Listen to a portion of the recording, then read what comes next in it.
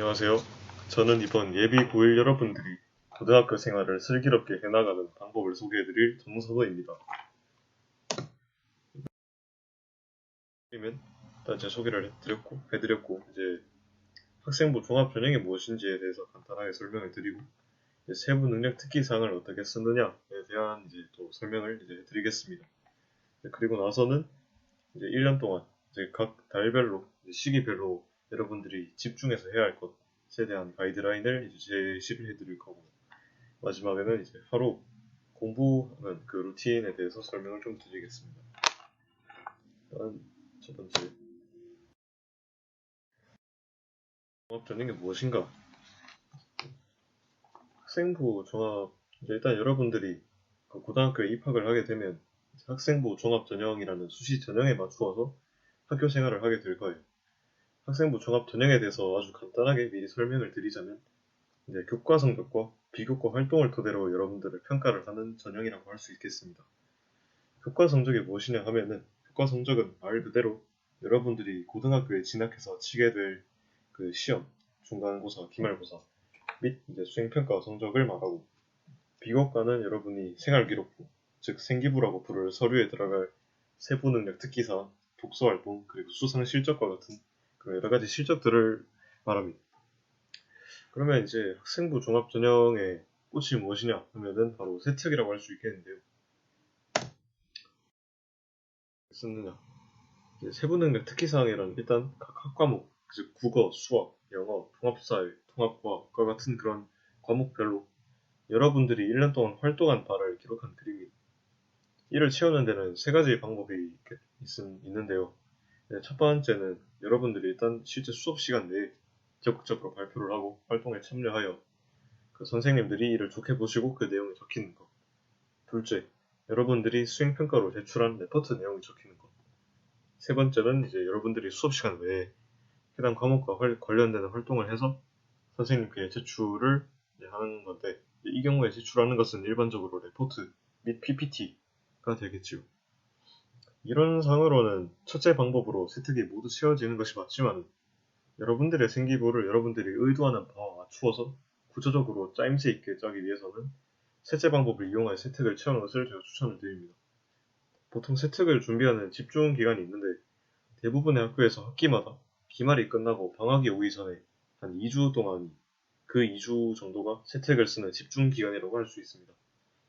그때 여러분들이 여러분들만의 참신한 탄탄한 스토리를 만들기 위한 기초 자료가 될 소중한 레포트들을 써내야 하는 것이죠. 보통은 한 과목당 수행평가로 써내는 레포트를 포함해서 한 2개 정도의 레포트를 써내고 발표를 하면 생기부를 완벽하게 짜낼 수 있으니 여기는 참고하시길 바랍니다. 저도 그렇게 진행을 했고요. 레포트 주제에 관련해서 좀 팁을 드리자면 보통은 인터넷 서칭을 통해서 여러분들이 평소에 아는 바를 바탕으로 정하면 되고 조금 더 전문적이고 흥미로운 주제를 원한다 라고 하면은 그 해당 과목 선생님께 찾아가서 레포트 주제를 정하고 싶은데 혹시 도움을 주실 수 있으신가요? 하고 이제 과목 선생님께 찾아가서 이제 여쭈어 보는 것도 좋은 방법입니다. 저의 경우에도 이제 3학년 때 더 이상 이제 레포트로 써낼 주제가 없어가지고 고민하던 시기에 이제 저희 담임 선생님, 경제 과목 선생님이었던 담임 선생님께 이제 여쭤보고 이제 제가 혼자 인터넷을 서칭했다면 찾을 수 없을 것이었던 그런 주제를 추천받은 적이 있거든요. 근데 여기서 알아야 될 점은 여기 PPT에 보이듯이 보고서를 써내는 것이 이제 세특에 반영이 되려면 일단 선생님께 잘 보여야 됩니다. 결국 세부 능력 특기사항을 쓰는 권한은 선생님께 있다는 점을 알고 있어야 되죠. 레포트를 아무리 꼼꼼하고 열심히 써간다고 하더라도 그 레포트를 참고해서 세특에 반영할지 아닐지는 결국 선생님께서 결정하시는 거거든요. 그렇게 이제 생기부를 만들기 위해서는 평소 수업 태도가 좋아야 할 필요가 있습니다. 수업 시간에 졸고 딴짓하고 혼자 자습하면서 수업 안 듣는 학생이 나중에 세특 챙기겠다고 교무실에 찾아오면 과연 좋게 보일까요? 안 그렇겠죠. 그렇기 때문에 선생님께 좋은 이미지를 보이고 선생님과 어느 정도 친하게 지낼 필요가 있다고 생각을 합니다. 그 좋은 이미지를 만드는 데는 그렇게 특별한 노력이 필요하지는 않습니다. 제일 좋은 것은 수업 시간에 자지 않고 선생님의 수업을 경청하는 것이죠. 눈을 마주치면서 수업을 듣는 학생은 그렇게 많지 않거든요. 그리고 이제 수행평가로 내는 제출물을 성의 있게 해야 하는 것 또한 좋은 이미지를 만드는 한 가지 방법이겠고, 그러기 위해서는, 이제 좋은 이미지를 만들기 위해서는 또 가장 중요하게는 여러분들이 선생님의 기억 속에 남아야겠죠. 이를 위한 팁으로는 저는 여러분이 학교에 입학을 해서 처음 자리를 정할 때 2분단 앞에서 두 번째 자리에 앉는 것을 추천을 드립니다. 보통 대부분의 선생님들이 제일 많이 쳐다보시는 쪽이 그쪽이거든요. 자주 보는 학생이 기억에도 더 잘 남겠죠. 그 다음에 이제 여러분들이 1년 동안 집중해야 할 것들을 시기별로 정리를 해드리겠습니다. 이거 논문 결론 이거는 오류가 났네요. 어쨌든 간에 일단 여러분들이 1년 동안 시기별로 집중해야 할 것을 이제 정리를 해드리자면, 일단 중학교 때와 마찬가지로 중간 기말을 총 4번 1년 동안 시험을 치게 될 건데, 대체적으로 5월 초, 7월 초, 10월 초, 12월 초에 시험을 치게 됩니다. 1학년 때 입학을 하고 나서 첫 번째 날 3월에는 고등학교 야간 자율학습 시스템이라거나 길어진 수업 시간 또는 동아리 시스템에 적응한 데 시간과 에너지가 꽤 많이 소모될 것입니다. 시기상 2학년부터는 3월 내는 모의고사 대비 공부를 해야 하는 시간이지만, 아마도 1학년 3월은 학교 시스템 적응하는 것만 해도 벅찰 것이기 때문에 이렇게 막 공부하려고 너무 힘쓰지 마시고 그냥 적응 열심히 하자라는 생각을 가지고 학교에서 시키는 것들, 가이드 열심히 따라가면 좋겠고요. 이제 4월에는 5월에 칠 내신 대비를 해야겠죠. 내신에 집중할 기간입니다. 5월엔 중간고사를 칠 것이고, 중간고사를 친 후에 이때 보통 수행평가들이 시작을 하기 때문에 수행평가 준비와 모의고사 준비를 하시면 됩니다. 6월엔 다시 내신 기간이 됩니다.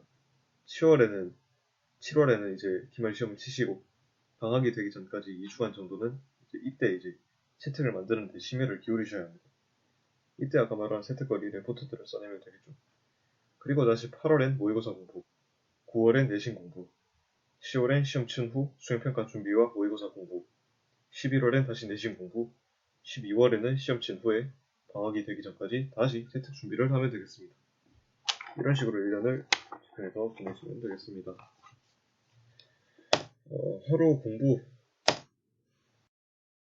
잠깐 얘기를 하자면 사실 그렇게 복잡하진 않습니다. 아침에 일어나서 7교시까지는 의무적으로 수업을 들어야 하죠. 그 다음에는 거의 반강제적으로 시행하는 방과후 수업으로 8, 9교시까지 듣고 나면 오후 6시가 되어 있을 겁니다. 여기서 선택을 해야 하는데, 야간 자율학습을 하지 않으면 6시에 하기로 하고 학원에 가든 독서실을 가든 하면 되지요. 그런데 야간 자율학습을 한다라고 하면 학교에서 석식을 먹고 7시부터 9시까지 또는 심화 자습반을 운영하는 학교의 경우에는 10시나 11시까지 자습을 하게 될 겁니다. 근데 여기에서 하나 추천을 하자면, 웬만하면 학교에서 하는 야간 자율학습 시스템에 참여를 하셨으면 좋겠습니다. 이유를 설명을 드려야겠죠. 학교에서 6시까지 있다가 집에서 밥을 먹고 또다시 학원을 가거나 독서실을 가는 경우에 그 자체만으로도 이제 공간을 옮긴다는 것만으로도 시간이 소모가 되고 정신적으로도 피로감을 느끼게 될 거예요. 고등학교 가면 일단 잠자는 시간이 중학교 때에 비해서 더 줄 것이기 때문에 체력적으로 조절을 잘 하는 것이 정말 중요합니다. 그렇기 때문에 이렇게 쓸데없이 공간을 옮기기보다는 한 자리에서 공부를 할 수 있다면 그것도 이득이 되겠죠. 두 번째로는 혼자 공부하기보다는 친구들과 학교에서 같이 자습을 하게 되면 학습 효율이 대체로 올라가는 경향을 보이더라는 겁니다. 친구들과 떠들고 놀지 않을까, 그런 야간 자율학습 분위기가 좋지 않을까 하는 그런 걱정이 드시겠지만은, 일단은 기본적으로 고등학교 공부는 롱런 마라톤입니다. 잠깐 떠들고 노는 시간이 있더라도 너무 자습 분위기가 좋지 않다가 아니면은 이제 잠깐 떠들고 노는 것도 또 하나 고등학교의 추억이 되는 것이고, 또 스트레스를 푸는 탈출구가 될 수도 있고, 또 친구의 존재로 인해서 다 같이 파이팅하는 분위기가 형성되면 그에 엄청나게 영향을 많이 받거든요. 이 영향을 받아서 더 열심히 할 수도 있는 것이죠. 저는 그래서 3년 내내 학교에서 운영하는 심화 자습반에서 매일 4시간씩 자습을 했고, 이제 그 4시간 이상도 그 이하도 더 공부하지 않았습니다. 집에 가서 새벽까지 추가 공부를 하거나 하지 않았다는 거죠. 그렇지만은 예외가 최대한 발생하지 않도록 규칙적으로 1년 동안 매일 4시간을 꾸준히 공부했습니다. 이 꾸준함이 고등학교에서 성적이 오르는 가장 중요한 열쇠라고 생각을 합니다. 그렇게 저는 야자에 참여를 하는 것을 추천을 드리는 거죠.